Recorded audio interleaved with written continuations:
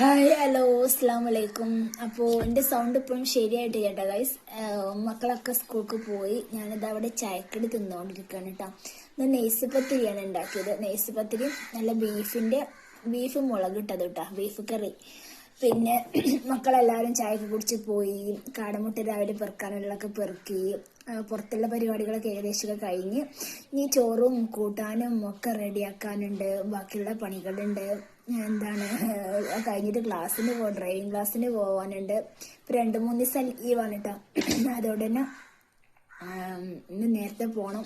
പിന്നെ രാവിലെ 6:30-7 മണിക്ക് സെറ്റായ ചായക്കടിയാണ് കേട്ടോ, റെഡി ആയതാണ്. പക്ഷെ ഞമ്മക്ക് ഇപ്പോഴാണ് തിന്നാൻ കൂടിയതിട്ടോ.